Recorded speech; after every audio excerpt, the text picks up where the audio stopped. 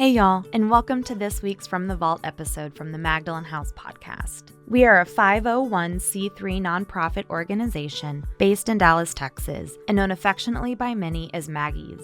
Every first and third Wednesday, we bring you a new release, and our From the Vault episodes, we share podcast releases from our 3 different podcast series: Recover Ed, Recovered, Interviews with Alcoholics, and Hope for the Family. Our podcasts aim to connect, inspire, and educate alcoholics, loved ones, and the community to the Magdalen House and the services we offer. We are so glad that you're here. Thanks for listening.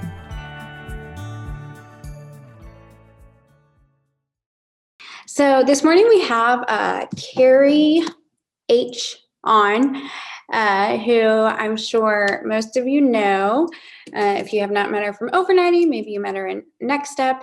And she has been such a bright spot in my life, getting to know her. And I'm so grateful that she decided to do Next Step at 18 months sober, because it gave me the opportunity to get to know her.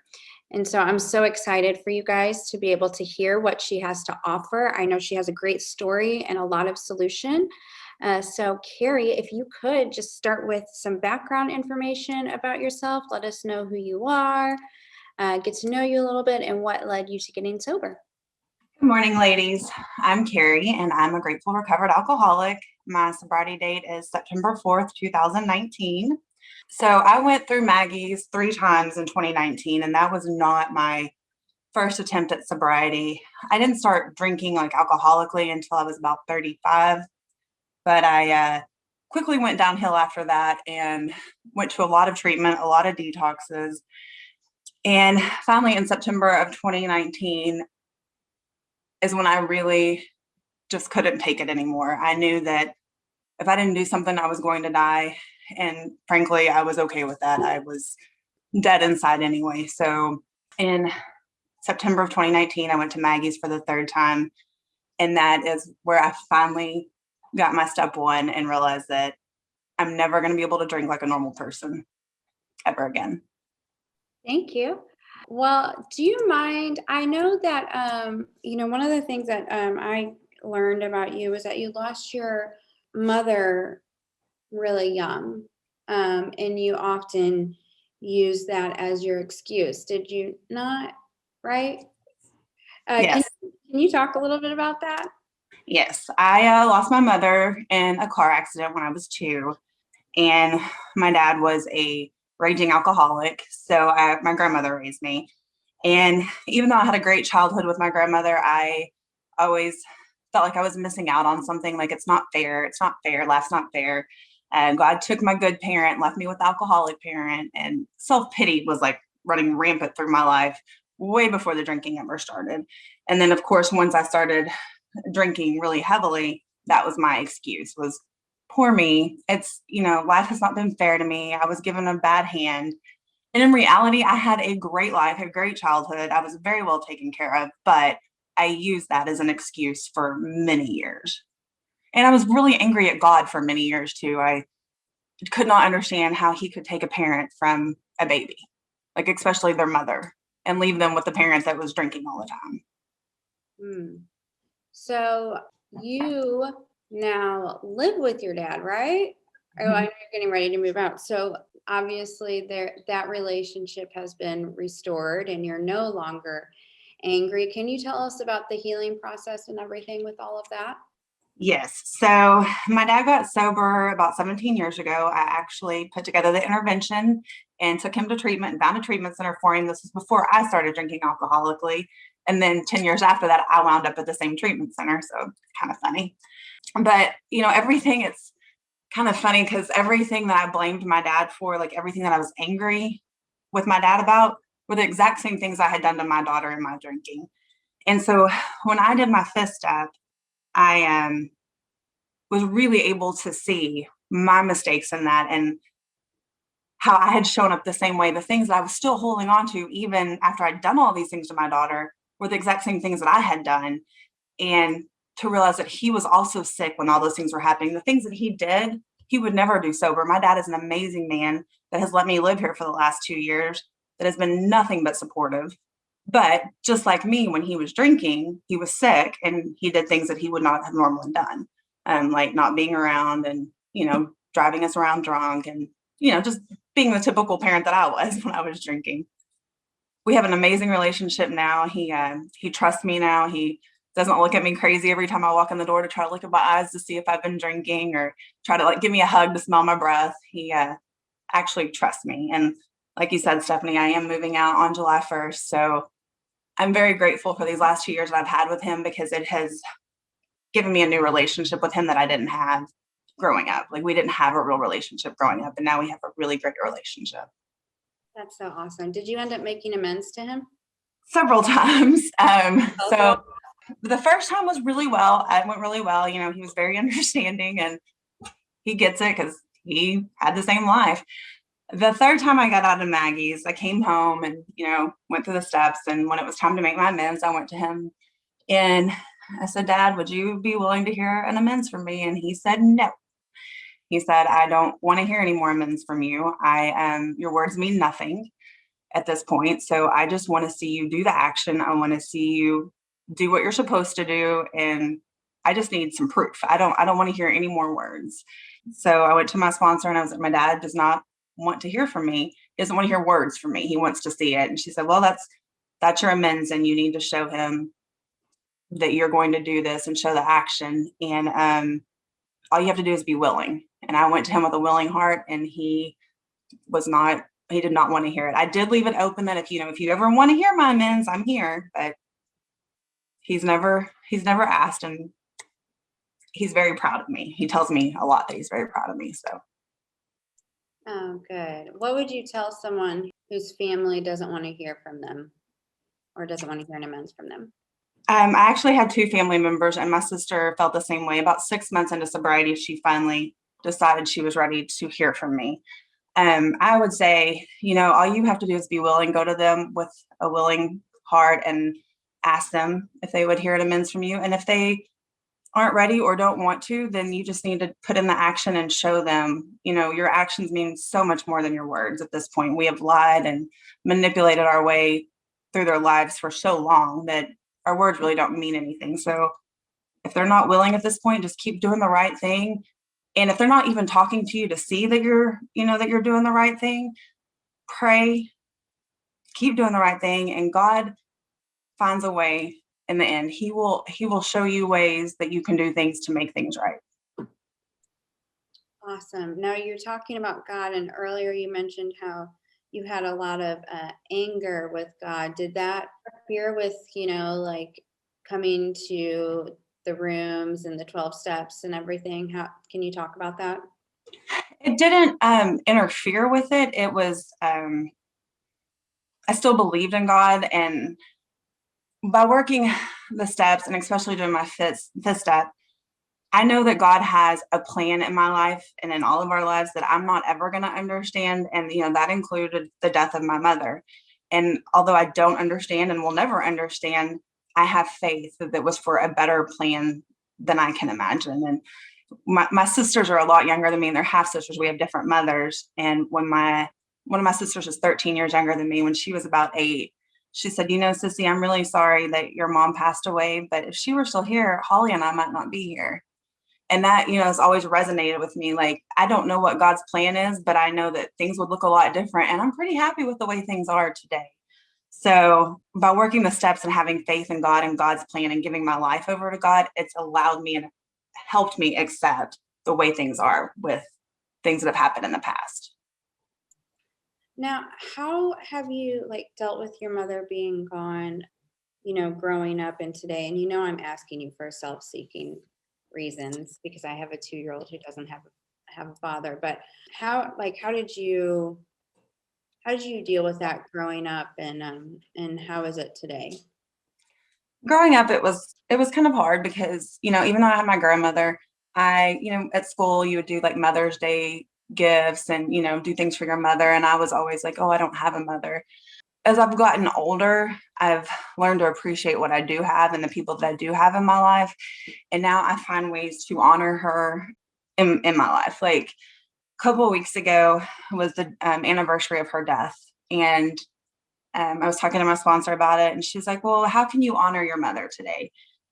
And she said, why don't you take your daughter to dinner? And I was like, I know what I can do. I can go buy those little mini bundt cakes from Nothing Bundt Cakes and take them to Maggie's in honor of my mother.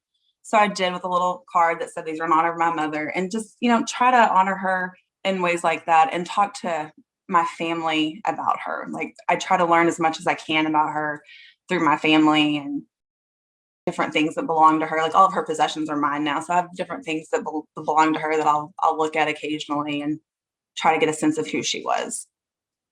Oh, that's so beautiful. So your younger sisters, you are significantly older than them. Did you play a part in helping raise them? I did. So I was 14 when one was born and 17 when the other one was born. And their mother got addicted to pain pills from a car accident, and she took off when they were 2 and 6.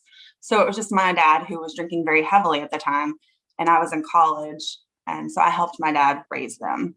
And we are very, very close today. And I will say that is part of the reason why, when things were going really bad and I was not doing well, that they were so hurt and so upset, because I was like, their second mom. And here I am doing to them, or doing to my daughter, what their mother did to them. So that was very hard. And that was one of the reasons why my baby sister did not want to hear an amends for me for a while. Do you mind talking about the relationship with your sisters today and how that was repaired? I have a better relationship with my sisters today than I did even before I was an alcoholic. They actually went with me to Waxahachie a few weeks ago to hear my story, and that was the first time they'd heard my story. And they both cried and told me how proud they were of me and how happy they were. And one of my sisters called me a few weeks ago, and she said, I just want you to know, and she's crying. She's like, I just want you to know how proud I am of you and how much I love you and how much you mean to me. And she said, you are happier now than you ever were before you even started drinking. Before all of this happened, you're so much happier now. You're like a different person. You have this glow and this energy. And she called me her hero. And I can't tell you, we had a rough couple of years where they didn't speak to me. So for her to call me her hero through all of this is pretty amazing. And they're proud of, the work that I put into this, and, that I volunteer at Maggie's and I have sponsees, and that I really work my program. So my relationship with both of them is amazing today. So good. So this is not your first go around. You've worked the steps before, right? Yes. So do you mind talking about the previous times and what that Yes. was like? So I would work the steps, and I think I would always, especially in my 4th and 5th step, I wasn't, it was half measures. I wasn't as thorough and honest as I could be. And, my sponsor told me, anything that you're not willing to talk about, you are going to drink over. And for me, that was definitely a truth, because there were things that I just wasn't ready to let go of or to share with another human being.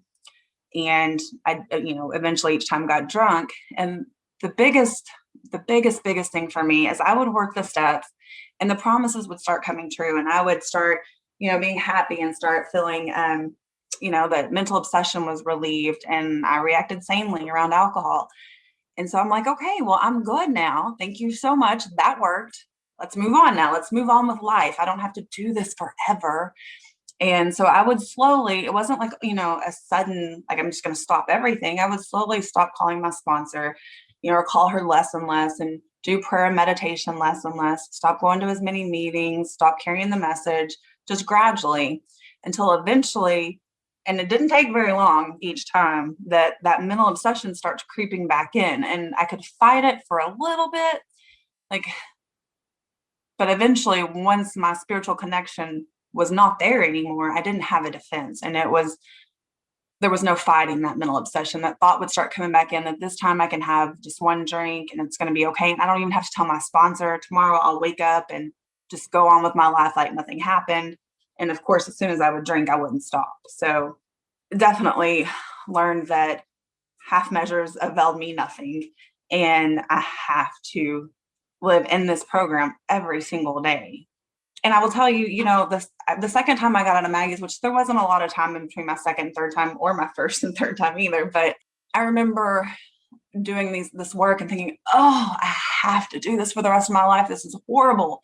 And now I think I get to do this for the rest of my life. I have such a fulfilled, like wonderful, I have all these friends and a group of people that I can count on, and just like I'm fulfilled. I have a purpose, and I get to do this for the rest of my life. I remember at Maggie's hearing women say, I'm grateful that I'm an alcoholic. And I thought, that's ridiculous. Nobody would be grateful for this. But I truly am grateful that I'm an alcoholic and that I get to do this for the rest of my life and hang out with all of you beautiful women and, learn so much about myself. And it's really changed me as a person. Absolutely. Yes. What does half measures on your fourth and fifth step look like? So I would leave out little things like that. I thought, well, that really didn't have anything to do with my drinking, so she doesn't really need to know about that. Or just not as thorough. I would tell part of the story, but not all the story. Because like I said, self-pity was my thing. It was definitely my jam. I loved my self-pity. And so I needed her to feel sorry for me. So I couldn't tell you everything that I did. I needed you to think that other person was a horrible person. And all that did was keep me sick. I didn't realize that at the time. I thought I'm just protecting myself, but really, I was really hurting myself because I wasn't letting go of everything and getting everything out that needed to be relieved. Yes. Well, whenever you said self-pity, it made me think of, we're creating an assignment for next step. So be on the lookout, ladies. And it has to do with like spiritual fitness and character defects and all of that. And one of the ones that we have listed on there is self-pity. And I know before you graduated, you did some more stuff around 6 and 7. Do you mind talking about character defects in steps 6 and 7? Yes. So in the third phase of next step, I read Drop the Rock. And, I feel like for me, 6 and 7 were kind of those, like, I won't say overlook steps, but quickly work steps. Like, they're short and sweet, and let's just get to the point and get it done. And okay, God, take this stuff. And, they creep back up in our lives every day. It's not, it's progress, not perfection. It's something I have to continually work on. For me, what that has looked like recently is a lot of work with my sponsor around certain defects that keep cropping up and discussing those with her and looking at what is the opposite of that defect. What is the, spiritual principle that is the opposite of that defect, and working on that. And I've started pulling kind of like the popsicle sticks we do at Maggie's, putting the character defects in a jar on the popsicle sticks and pulling those and working on each day. Like if self-pity comes up, then I work really hard to watch for self-pity and see how I can turn that around into being grateful and humble instead of feeling sorry for myself. Oh, sounds wonderful. Sounds kind of like what our assignment's going to be. So my next question, I guess I'm going to stay on that for a minute. What are some character defects that show up for you today? So I'm still selfish, in some aspects of my life. It's a lot better than it used to be, but I still have to work on being selfish. And but my biggest one, I feel like, comes up a lot when I 10th step is my ego. Like things will happen and I'll be like, well, I was trying to be kind, but she did this or said this. And it comes up a lot with my daughter, but she's like, Cari, that's your ego. Like, you are so worried about your ego. And that one comes up a lot. And still trying to play God. I still have to be really careful with getting out of my own way and getting out of God's way and letting God run the show, because there are times where I'm like, but no, what I really want to happen is this. I really want it to look like this. And she's like, okay, well, who are you? Like, are you Cari or are you God? And I'm like, oh. So the great thing is sometimes even before I call her now, I know exactly what she's going to say. Like, okay, that's your ego, or that's your pride, or you're being selfish, which are things that I couldn't recognize before. Like before I got into AA and this program, I really thought I wasn't selfish. I was so sure that I was the most selfless person you could ever meet, that would give you anything. And really honestly didn't think I was selfish. So now being able to see these things before I even discuss them and know, okay, I'm being selfish. Like I'll call her and be like, I need a 10 step. I'm selfish. Here's what I did. And, she usually gives me a little more of the picture than I can see. But it's pretty nice being able to see these things crop up when they crop up and not being completely oblivious to who I am. Yes, definitely a gift of the program too. And I can relate to the self-pity and victim. And one of my favorite things to talk about is justified resentment. And if for those listeners who can't see me, I'm doing air quotes around justified because, surprise, there is no justified resentment. But I came here with what I thought was like justified anger. And so I love hearing other women talk about stories where like the world, like the material world, would say, yeah, girl, you have a right to be angry and like feed that resentment. But in AA, we say like, no, like that can't happen. So would you mind talking about one of your quote unquote justified resentments and how your sponsor and God worked through that? So I'm pretty sure I know exactly which one that you're thinking of. So yeah, when I was married, my now ex-husband cheated on me while I was pregnant. And I was pretty sure that there was nothing you could tell me to make me think that I did anything in that situation. I had no mistakes. He just is a cheater and you can't change that and nobody deserves that. So that one was a really hard one for me. And I remember getting to the fourth column, I was like, I didn't make a mistake. Yeah, I didn't deserve this. So working through it and seeing my mistake in the situation, well, I still believe that there's no justified reason to cheat on anyone. There are plenty of mistakes I made in that marriage with him and the way I showed up as a wife. And then even after the fact, holding on to that resentment was a mistake because he's an amazing father. He's a great man. He's been like, he's been so good to me throughout the years, through my drinking, trying to help me get help, taking care of our daughter, not taking her away from me, and showing up for her every single day. That and now it's kind of like we were talking about a minute ago with the character defects, is flipping it around. Instead of that resentment, I'm grateful for who he is as a person. And holding on to that resentment for so long, I mean, it was years. We've been divorced for 10 years. So holding on to that resentment for that long is really poisonous to myself. And he doesn't know that I'm resentful. He doesn't care. I mean, even if he did know, he wouldn't care. It's not affecting him. I'm just like killing me on the inside and drinking over it. Like, how dare he, do that to me? But now being able to let go of that and seeing that I did play a part in the failure of our marriage. It takes two. It was not just him cheating on me. There were plenty of other things wrong in that marriage that I had my hands all over. Did you make amends to him? I did more than once, like everybody else. And the first couple, he was very kind, and I just want you to be well, and we just love you and want you, to be here for Kaylin and da da da da da.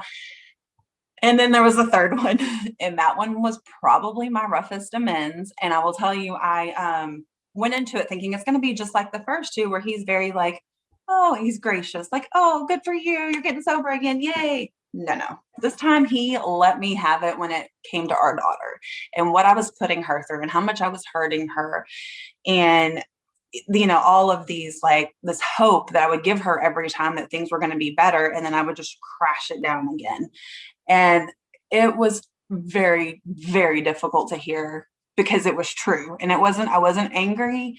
I knew everything he said was true and it was out of love, but it hurt. And I remember walking out of there and just bawling, but at the same time feeling so relieved that like, okay, this is the truth. We've both acknowledged the truth. And what I do from here will determine how he feels about this later on. But I had hope that I could turn that around and show him that this time really was going to be different. And I was going to put forth the work and the effort to make it different. Yeah, I can totally relate. Not that Cadence's dad did that, but like really coming to terms with the harm that I caused my daughter. Because as moms, we want to think, that like we're great moms and we love our kids, and because we do love our kids, but like we're still causing a lot of harm. And so I can definitely relate to that and how hard it was to recognize, but then also kind of how freeing it is, because like you really have to face and be rid of these things. And you can't face something and be rid of it if you don't know the truth. You don't know what to bring to God. And I have to find something very objectionable before I bring it to God. So I need to really have the truth about myself shown to me. Looking for a way to give back and get involved with the Magdalen House? No work is too small, and our dedicated volunteers serve as a valuable resource to our organization. We couldn't help alcoholic women and their families without the priceless services they provide. We provide opportunities for all, as well as opportunities strictly for women in recovery. To get started, please visit our website at magdalenhouse.org/volunteers and click on New Volunteer Sign Up. Now you have a great relationship with your daughter today. Do you mind giving us a little about like what it was like, what happened, and what it's like today with your daughter? Yes. So my drinking was really, really bad in 2018, and I did not see her for a good 5 or 6 months because she went to her dad's, and I knew I could not draw a sober breath. So I did not. And she could tell, even at a young age, she could tell if I had one drink, she knew I was drinking. So I didn't want her to see what a mess I was and how bad things were and how bad I looked. So I stayed away. And then I did a lot of treatment that took me to Austin for 6 months. So I didn't get to see her much then. So for almost a year, I wasn't really around much. And then when I came back and, went to Maggie's 3 times, kept falling off, things would start to build up again and get better, but she still never fully trusted me. I could tell there was always this little bit of like, when are you going to do it again? Like she always, if I would go to the store, she wanted to go with me. She never wanted me to leave. Like, where are you going? What are you going to be doing? And so the third time I got out of Maggie's, she would come over, because she was still mostly staying with her dad at the time. She would come over, and the first few times she was supposed to stay the night. And when it would be time to go to bed, she'd start crying and say, I want to go back to my dad's. I don't want to stay here. And it killed me. But of course I couldn't let her see that. So I would just take her back to her dad's and then come home and just bawl. And I knew it was because she didn't trust me. My thing would be a lot like to drink when she'd fall asleep. So I knew she was afraid to fall asleep because she was afraid she'd wake up and I'd be drunk. So this went on for a while. And even then she was kind of short with me, and you could tell she just didn't trust me, and she just wasn't comfortable. And slowly things started to change to where she wanted to be with me more, and she would talk to me about everything. And we just got closer and closer like we used to be before all of this. And now she doesn't want to go to her dad's. She usually cries when I make her go to her dad's because she wants to stay with me. And she'll tell me, she doesn't, now that it's been, a year and almost 9 months, she doesn't say it as much, but she would tell me all the time how proud she is of me and how she told me a couple of weeks ago or a couple of months ago, she said, Mom, you're so lucky you're an alcoholic. And I was like, okay, why? And she said, because you have all these friends now, you don't have to be lonely anymore. She's right though, because I was an isolation drinker. I didn't talk to anybody. Like a week or so ago, we were talking, something came up about my drinking and my alcoholism. And I said, can I ask you a question? She said, yeah. I said, do you ever, because she used to always worry, when are you going to drink again? How long is it going to take? And she would tell me, I just don't know how long you're going to stay sober this time. I don't know how long it's going to be before you drink again. And so I asked her, I said, do you ever worry about me drinking anymore? And she's like, no, not anymore. Now, when you're about 7 months sober, I still worried about it, but now I don't worry about it anymore. Like, okay. And that makes me feel really good because I can tell she trusts me and she's not trying to look in my eyes and see, because she would do the same thing my dad does, try to look and okay, are your eyes glazed over? Are they, drooping, to tell if I've been drinking. And she talks to me about everything. We, discuss everything. We're just very, very close now. And I wouldn't trade that for anything in the world. I'm sure that gives a lot of moms hope who are listening. Did you make amends to her? I did, but in a different way. I talked to my sponsor about it. And in the past, when I had tried to make amends to her, she does not like to talk about that at all. And so she said, I don't want you, first of all, she's heard the whole, I'm better now. I'm not going to drink anymore. And whatever story so many times that it means nothing to her. And she said, I want you to make a living amends to her. I want you to, this is what it's going to look like. Things like, we had a list of things that I had to do with her. And, there was certain times that I had to spend with her, and I had to be consistent. And when I say I'm going to show up, I have to show up. Like I can't back out of anything. So it's more of how I am as a mother, how I show up as a mother to her on a daily basis, or as my amends to her. Awesome. So good. I know y'all are really, really close today. Well, one of the favorite topics that women like to hear about is sponsorship. Do you mind talking about sponsorship? I would love to. It's funny because when I did my 4-step, my fears, sponsorship was all over my fears. I was like, I'm scared of being a sponsor. I'm scared I won't find sponsees. I'm scared I will find sponsees. I'm scared that I won't know what to say or what to do, or I won't have time. There were so many fears related to sponsorship. And the great thing about this program is you have a sponsor, and I sponsor like my sponsors, but I also can go to her. And if I'm talking to a sponsee and they ask me something that I don't have an answer to, or I'm not really sure how to handle, I can say, you know what, let me check with my sponsor and see what she thinks. So I have I phone a friend. I have someone that's there on call to help me, but it's never me anyway. It's always God, because, before I work with a sponsee, before we do any steps, I always pray for God to give me his words, what he wants me to say, what that woman needs to hear. And every time I'm meeting with a sponsee and I say something, I'm like, that did not come from me. I don't know where that came from, but that was not from me. And I know where it came from. It came from God. But you have all the answers right here. It really is, instruction guide on how to work these steps and what to do. And, if there's anything, again, that you can't find in these first 164 pages, you have a sponsor who also has a sponsor, because I guarantee you, I've called my sponsor before and she said, oh, let me ask my sponsor. So, we have a lineage here for a reason. And it's the most fulfilling part of my life. I love sponsoring. I love it.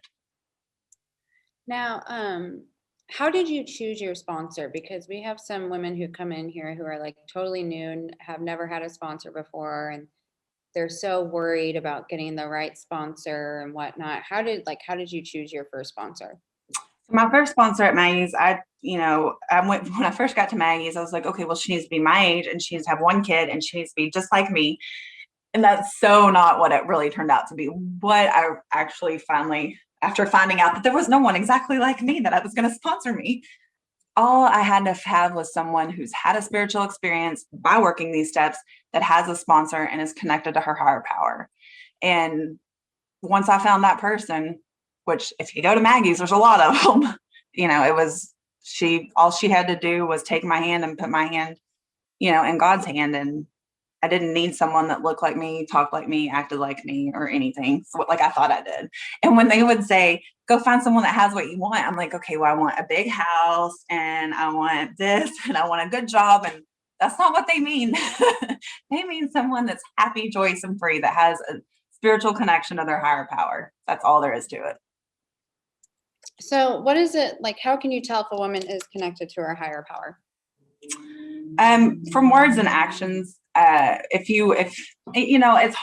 hard when you're, I know at Maggie's, to really know someone, but I know when I picked my first sponsor, watching her, she chaired a meeting, and watching how she spoke about her life and just being truly happy. And she shared with some of the things that she had gone through recently and still was happy and able to stay sober. And she explained how she worked these steps and, what her life looked like now. I could feel her spiritual connection. Awesome. What was your biggest fear about sponsoring? So I thought I was under some delusion that I had some kind of power that was going to make a woman go drink. And so I was pretty sure that I was going to lead somebody back out. I was going to say the wrong thing and they were going to go drink again. And so my biggest fear was having a sponsee relapse. That was my biggest fear. Has that happened? Oh, yeah. Oh, yeah. And so what happened whenever you had that fear come to life? The first time, I did call my sponsor because I was a little bit what did I do wrong? And once I finally learned that I have no power, I can't keep myself sober. I have no power to keep myself sober. How am I going to keep someone else sober? Once I really, really figured that out, I was okay with it. I do get sad when women go back out because I want them to be happy and I want them to have, the same feelings that I have, this joyous happiness that I have, and to be free. So I do get, I feel sad for them, but I'm always here and available whenever, if they ever want to come back. I'm just a phone call away. And I had one recently relapse and come back and call me and say, will you still sponsor me? I was like, yes, absolutely. I would love to. Like, I'm not going anywhere. I will be right here as soon as you're ready. Every single time. Oh, that's good. And I'm sure you've been on the other end.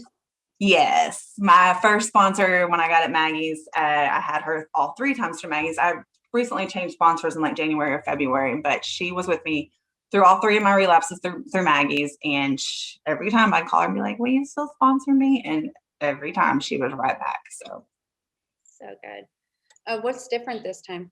I'm sure you get that question a lot. I get that question a lot. So the third time, for sure, the first thing that was different was my step 1 experience. The third time, I knew in my head that I was an alcoholic. I knew that I definitely understood that I had the body of an alcoholic, but I still had this thought that I could control my brain, that I could just use some willpower and just not drink anymore. Like, okay, I've gotten the alcohol out of my body. The physical craving is gone. I just need to use my willpower and stay stopped. And the mental obsession just really, like, I consider myself intelligent. I accomplish goals I want to accomplish. I have, a good willpower. I should be able to stop drinking, I heard at a meeting last night, my mom said I can do anything I want to do. So I want to stop drinking. So I'm going to stop drinking. Well, that was kind of my head. Like, I can do anything I want to do. I'm going to stay stopped. But this time, the third time, I really knew that I was never going to stay stopped, that I had no choice. My brain was always going to reroute me to alcohol every single time. And then as far as, my sponsor said, when I would get out of Maggie's, I would focus on my career and my daughter. Those were the 2 things. Like, my recovery would come somewhere around here, my career and my daughter would come up here. And I was like, yeah, I will do this recovery thing, but I've got to get my career back and I've got to get my daughter back. And that's just that. And so every time I would get out of Maggie's, I would focus on that. And the third time, my sponsor was like, okay, that's not working. We have to do something different. You have to put this first and God will take care of these other things. And so she said, you can't go get a job in your career field. You have to just go get a job. So I did. I went and delivered pizzas and worked in a breakfast restaurant until God said, okay, you can work in your career field again. And with my daughter, I didn't push anything. I, would call her and I would ask her, just let me know when she would want to come over, and I would hang out with her on her terms, but I didn't push anything with her like I would previous times. And once, the book tells us, once you straighten out mentally and physically, the rest of the stuff, the material stuff follows, including your children, your job, all of these things, they will follow, but you have to do God's work and put him first and put this first. And he will take care of the rest. And sure enough, he has. I've been at my dad's for the last 2 years, and I'm finally moving out next month, and I'm finally going to be a grown-up at 43 again. I'm pretty excited. And that was like the last piece of what I had lost in my drinking was my independence from living alone. So my daughter and I are getting our own place next month, and just everything, and it didn't happen on my terms. It didn't happen in the time frame that I had in my head that I wanted God to do it. But once I made that decision to turn everything over to him, that also meant I had to follow his timeline. And you know what? His timeline's been pretty perfect every time. It's worked out the way it's supposed to. And then, of course, living in 10, 11, and 12, I do things. I heard in Maggie's, my third time there, that this is not a feelings program. This is a program of action. And there's a lot of things I don't feel like doing. Like, I overnight every Saturday night. Would I like to have Saturdays to do like what I want to do, go on dates or whatever sometimes? Yeah, I would sometimes. But guess what? It's not about what I feel. It's about what I put into action. So I show up every Saturday. I was not a good commitment person. I would make commitments and break them constantly. And so to be able, I never cancel on my overnights. I'm always there Saturday nights. I never back out of anything that I say I'm going to do now. I show up when I say I'm going to show up. And that's completely different than who I was even before the drinking. So, staying in the solution, staying in 10, 11, and 12, calling my sponsor and talking about things that I don't want to talk about because, there's some things I just don't want to, I don't want to talk about it. I don't want to relive it, but that's what I do. Yes. And I'm sure it's so hard to really be like, okay, like I'm going to go deliver pizzas and like leave my daughter alone and not exert myself more in this situation. Right. Like that's Right. hard to do whenever that's all we've ever done. So you have to really get to a place of like willingness and surrender to be able to take that kind of direction. Mm-hmm. So I think that kind of just that alone showed the difference between you this time Right. coming in. Definitely. Because I was not that willing before. Yeah. But we think we are. I'll do everything, but. But yes. Love it. What are your favorite promises in the big book? I always thought the 10-step promises were my favorite because I love the fact that, I'm going to be free from this like crazy delusion and mental obsession and be able to react like a sane person. But honestly, I really think that my favorite are the 9-step promises because, like I said, before my alcoholism, I was such an unhappy, miserable person. And when I came to Maggie's and when I started this whole journey, I had so much regret, so much shame, so much guilt. And I really thought there was nothing in the world that's going to remove the shame that I feel. And most of it, if not all of it, was really surrounding my daughter. Like, I just felt like such a horrible person for what I put my daughter through and so much shame. And especially since, my dad had done the same thing. It's not like I didn't know what it felt like. I was doing the exact same things that I went through. And so, when it tells us we are going to know a new freedom and a new happiness, like I said, I'd never been happy before. I'd always had a chip on my shoulder. Everything and everybody was out to get me, and life was just so unfair, and everybody's talking about me, and everybody's like thinking bad things about me. Guess what? I'm not that important. And that is another great thing about this, is that I really honestly was so concerned about what you thought about me and what you were saying about me and all these things. And I didn't realize how selfish that was and how much I was trying to control the show and control what other people thought and did. I don't care anymore. I don't care what other people think about me, and I don't care what they're saying about me, because you know what, me and God, we're good. And what you think about me is none of my business. And that is the most freeing thing that I have felt, because I was so concerned about that. And then, we will not regret the past nor wish to shut the door on it. And that feeling of uselessness and self-pity will disappear. Those two things were so huge for me because, like I said, self-pity was like my jam. But I don't regret my past. I mean, of course, do I wish I would have done things a little differently? Yeah. I mean, I wish I wouldn't have put my daughter through all the things I put her through. But everything that I've been through was it's part of my story. And it's like my biggest asset today in this program. It's what helps me help another woman, because I can truly relate to where she is or where she's been. And she can see that I was just as bad, if not worse than her. And we have that connection that we can build on. And she can see, okay, well, if she was this bad and things were this horrible, and now she's actually happy and enjoying her life, then maybe I can have that too. So definitely the 9-step promises. All that to say, the 9-step promises. No, I love that so much. Do you mind reading the whole? Yeah, I'd love to. And hear them. I would love to. If we are painstaking about this phase of our development, we will be amazed before we are halfway through. We are going to know a new freedom and a new happiness. We will not regret the past nor wish to shut the door on it. We will comprehend the word serenity, and we will know peace. No matter how far down the scale we have gone, we will see how our experience can benefit others. That feeling of uselessness and self-pity will disappear. We will lose interest in selfish things and gain interest in our fellows. Self-seeking will slip away. Our whole attitude and outlook upon life will change. Fear of people and of economic insecurity will leave us. We will intuitively know how to handle situations which used to baffle us. We will suddenly realize that God is doing for us what we could not do for ourselves. Are these extravagant promises? We think not. They are being fulfilled among us, sometimes quickly, sometimes slowly. They will always materialize if we work for them.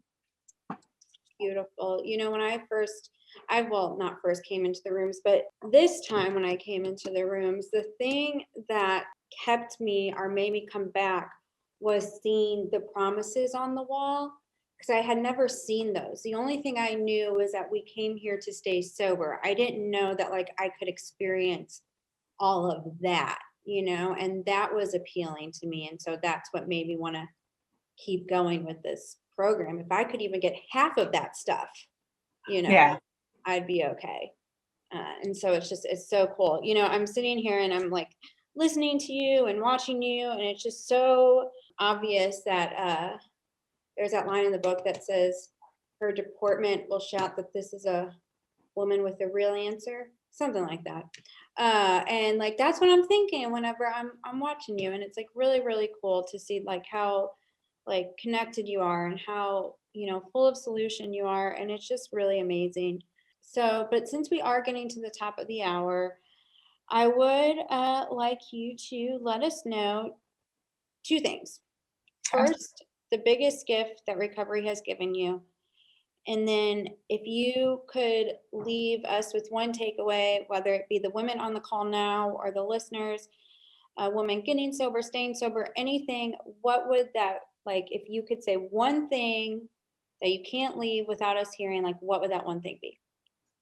Okay, so the biggest thing that recovery has given me is probably, I did not like myself. I didn't care for me at all. I did not like who I was as a person. I did not want to be me. And I love myself now. I love who I am, and I love this gift that God's given me. And I feel like I'm helping other women. And before I never really felt like I had anything to offer other people. Like, I'm a mom and, I have a career and all that, but I didn't have a purpose. I didn't have anything to offer. And this has given me so much to give to other women. And I like me. I truly like who I am as a person. And I could never say that even before my alcoholism, I didn't like me. And then one takeaway, another thing that I heard my 3rd time in Maggie's that really resonated with me is, in order to keep this gift, you must give it away. And no matter how scared you are of sponsoring, it is the most magical thing. The one time that I can truly, truly feel God, I have the most spiritual experience when I'm working with another woman. And I know you've probably heard Lisa say this in her meetings. When you see that light come back on in a woman's eyes, it's an experience you won't want to miss. And it truly is the best experience. Like, I put this much effort into my recovery compared to what I put into my drinking.